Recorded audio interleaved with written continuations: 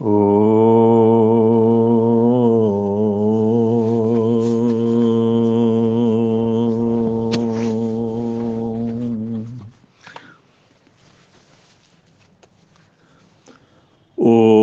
ओंकारबिंदु संयुक्तम् नित्यं ध्यायन्ति योगिनः कामदं मोक्षदं चैव ओंकाराय नमो नमः। ओंकाराय नमो नमः।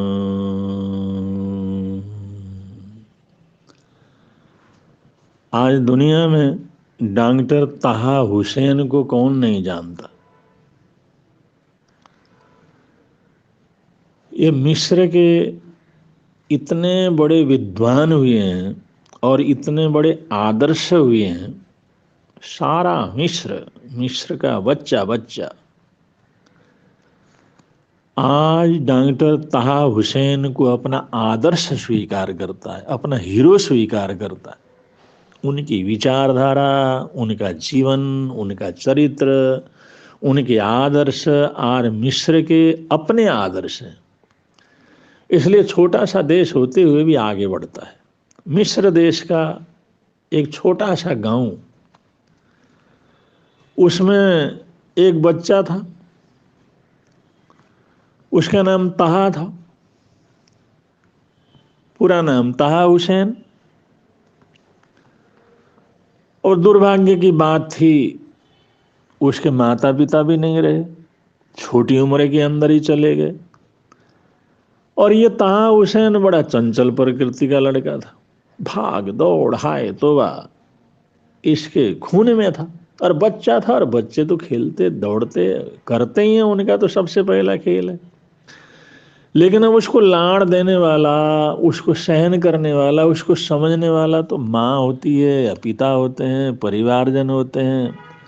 और माँ है तो सब है, पिता है तो सब है।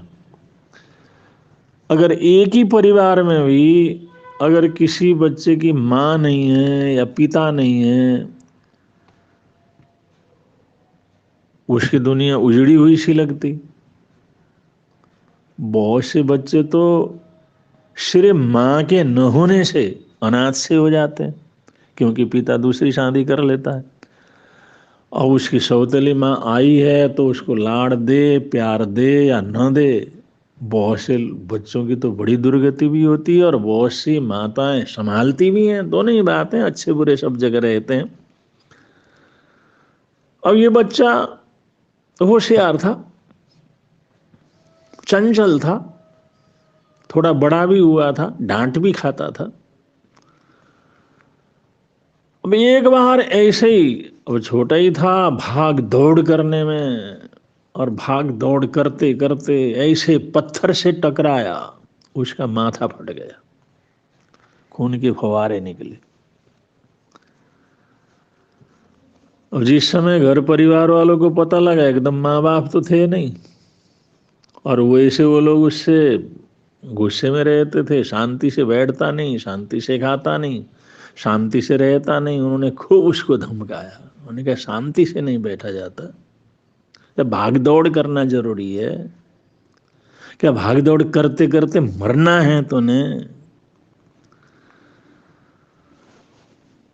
लेकिन सबसे अफसोस की बात थी, उसकी आंखें चली गई थी। चोट तो उसने बहुत खाया था, घायल भी बहुत हुआ था, डांट भी खाई थी, उसकी भी कोई परवाह नहीं थी। लेकिन उसकी आंखें चली गईं, ये उसके जीवन के लिए सबसे बड़ी दुर्घटना थी। आंखों का जाना, जहान का जाना। आंखें हैं तो जहान है। हम आंखें खोलते हैं, चारों तरफ रंग दिखाई देता है, आकाश दिखाई देता है, पेड़ पौधे दिखाई देते हैं, मैदान दिखाई देते हैं, चांद तारे दिखाई देते हैं, चारों तरफ की भीड़ दिखाई देती है। तो आंखों की वजह से तो है, अगर आंखें ना हो तो जहां बैठे वहां पर अकेले हो गए। तो इसलिए आंखों को जान बोला जाता है। ये हमारे शरीर के निर्माण में सभी अंग महत्वपूर्ण हैं, लेकिन आंखों का निर्माण ये अपने आप में बहुत अद्भुत है, बहुत ही अद्भुत है। ये आंखों की रोशनी ऐसी है, ये सूर्य की रोशनी से भी हम इसका कंपेयर नहीं कर सकते, क्योंकि अगर हमारी आंखें हैं तभी तो सूरज है, अगर हमारी आंखें ही नहीं है तो सूरज की रोशनी क्या काम आएगी। तो इसलिए कहते हैं आंखों से हमारे जीवन की जीवनी ऊर्जा सबसे ज्यादा व्यय होती है, इसलिए आंखों का संरक्षण करना चाहिए, आंखों का दुरुपयोग नहीं करना चाहिए, आंखों का सदुपयोग करना चाहिए।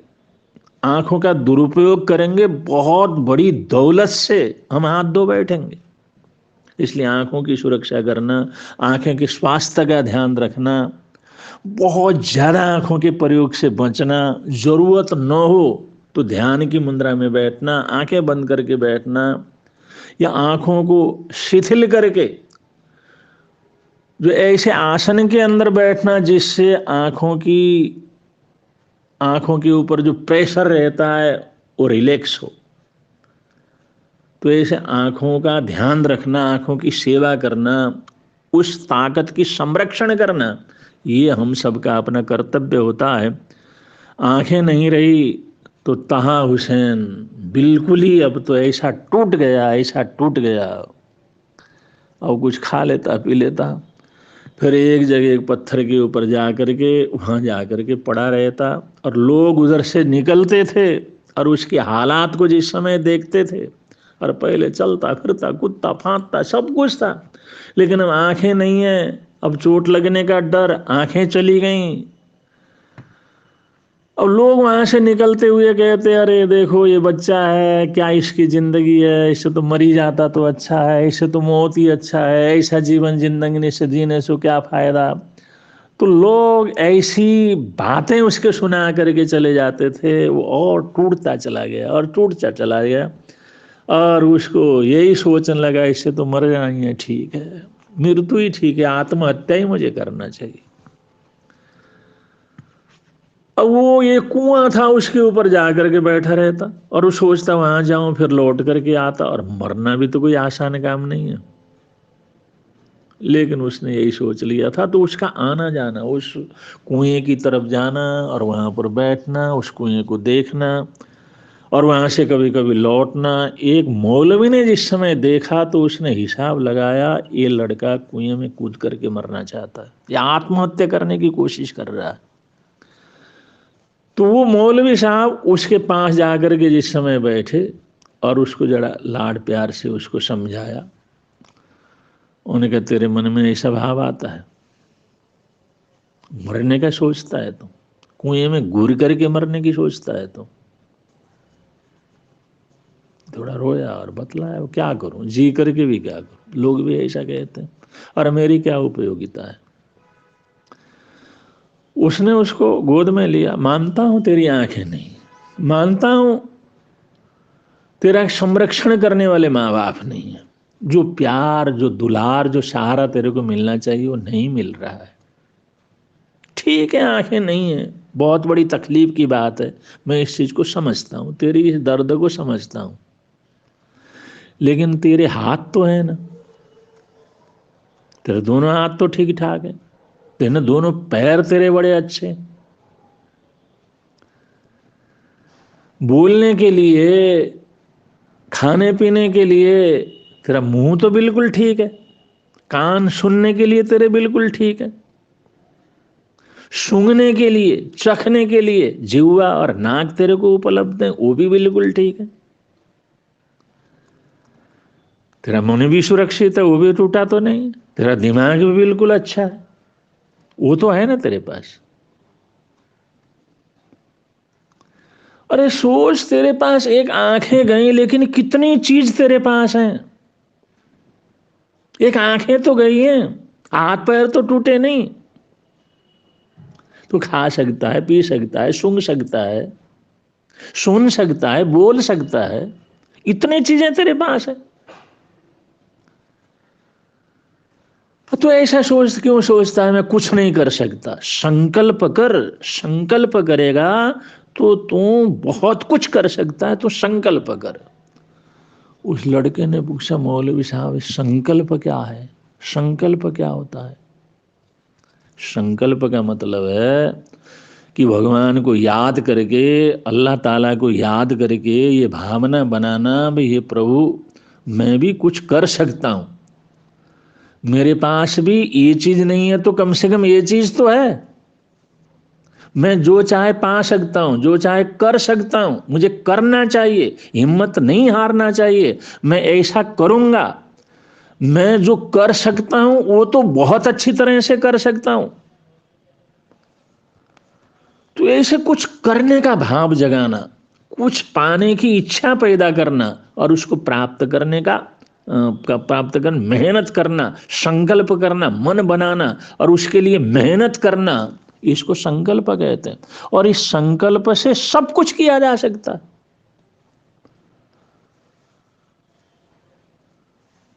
सब सुना तो उसने कहा बाबा मैं अब संकल्प करूंगा, मैं ऐसा ही करूंगा, जो कर सकता हूं करूंगा, कुछ ना कुछ करूंगा, बस इतना ही संकल्प कर लेता हूं। भाई आंखें नहीं है, वो किसी दुर्घटना से जो कुछ भी हुआ चली गई, लेकिन मेरे पास बहुत कुछ है, बहुत कुछ उससे तो किया जा सकता है, तो कुछ ना कुछ तो करूंगा, ऐसा भाव बना, ये संकल्प बनाएगा तो तू अच्छे से अच्छा हो जाएगा। तो ये जो है उस जो है मौलवी के मोटिवेशन से इसकी आत्मा जगी और संकल्प करने का भाव इसका बन गया। 3-3.5 वर्ष की आयु में अंधा हो गया था, न परिवार था, न कोई साधन था, लेकिन ताहा हुसैन ये सब सुन करके उसके मन के अंदर उत्साह जगह क्या करना चाहिए। उन्हें सोचा, उनके सुन सुन के जो पढ़ते हैं ना मौलवी साहब, तो कुरान शरीफ को याद कर, वो धार्मिक पुस्तक है, उसको याद करने से बहुत कुछ हो जाएगा। तो वो कुरान शरीफ को याद करने लगा और याद करते करते कुछ दिनों में कुरान शरीफ उसको कंठस्थ हो गया। जिस समय कुरान शरीफ कंठस्थ हो गया और जिस समय सुनाने लगा, आंख वाले इतना अच्छा नहीं सुना सकते थे जितना वो सुना लेता था, इससे उसका आत्मविश्वास बढ़ गया। उसके बाद उसको अल-जहार में शिक्षा पाने लगा, वहाँ पर पढ़ाई करने लगा, उसको सुविधाएं भी मिली, उनको सहारा भी मिला और पढ़ते पढ़ते आगे बढ़ गया। और 1914 में काहिरा में विश्वविद्यालय में उसने पीएचडी कर ली। काहिरा विश्वविद्यालय से उसने अपने जीवन में इतनी तरक्की करी, उसने 1914 में काहिरा विश्वविद्यालय से पीएचडी की डिग्री प्राप्त कर ली। और उसके बाद कई विश्वविद्यालयों में वो वहाँ पढ़ाने लगा, प्रोफेसर बना और डायरेक्टर की उसको पदवी मिली, उसको सम्मान मिला, बहुत से ऐसे सम्मान प्राप्त हुए। और उसने फिर साहित्यिक सेवा को प्रारंभ किया, साहित्य रचना में आगे बढ़ा, जो भाव आते थे, विचार आते थे, सोच आते थे, तो उसके जीवन के अंदर उतार चढ़ाव थे, उसको लेखन के माध्यम से आगे प्रकट करना प्रारंभ किया और 1946 में मिस्र का सर्वश्रेष्ठ साहित्यकार साबित हुआ। 1946 में मिस्र राष्ट्र ने वो डॉक्टर ताहा हुसैन को देश का सर्वोत्तम सर्वश्रेष्ठ साहित्यकार का सम्मान उसको प्रदान किया और 1950 में मिस्र का ये मंत्री बना। मिस्र का मंत्री बना, उन्होंने बहुत सी योजनाएं दी, देश प्रेम को आगे बढ़ाया, देश भक्ति को आगे बढ़ाया और देश की समृद्धि के लिए उसने बड़े कार्यक्रम और बड़े प्लान दिए, बड़े विचार दिए और पूरे देश को राष्ट्र के हित के लिए, राष्ट्र की उन्नति के लिए उसने जोड़ा। और यूनेस्को ने उसको डायरेक्टर जनरल पद के लिए आमंत्रण किया, भाई आप हमारे देश में आओ तो आपको हम डायरेक्टर जनरल पद के लिए, सर्वोच्च राष्ट्र के पद के लिए सम्मानित करेंगे और सारे अधिकार देंगे और आप यहाँ आकर के शासन करो।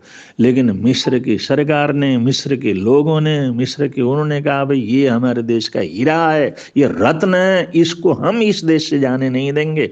जनता का इतना प्रेम था, उन्होंने वहां से निकलने नहीं दिया और ताहा हुसैन मिस्र की प्रगति का, मिस्र के आदर्श का, और गरीबों के लिए एक हीरो के रूप में, बड़ों के लिए एक आदर्श के रूप में स्थापित हुआ। और आज तक उसका आदर्श इतना अद्भुत है, इतना अद्भुत है, मिस्र देश का हर नागरिक डॉक्टर ताहा हुसैन के प्रति इतनी सद्भावना रखता है, इतना प्रेम रखता है और इतनी रुचि रखता है और अपना आदर्श मान करके आगे चलता है, तो देश की उन्नति के वो एक प्रतीक बने। और आज भी उनको देख करके लोग मोटिवेट होकर के आगे बढ़ते हैं, तो इंसान कभी कभी कहाँ से कहाँ पहुँच जाता है। डॉक्टर ताहा हुसैन को हम कितना भी बधाई दें, मंगल कामनाएं दें, उन्होंने अपने जीवन को तो बनाया, उसके साथ साथ न मालूम कितने लोगों के जीवन में जीवनी शक्ति का संचार अपने जीवन के माध्यम से किया।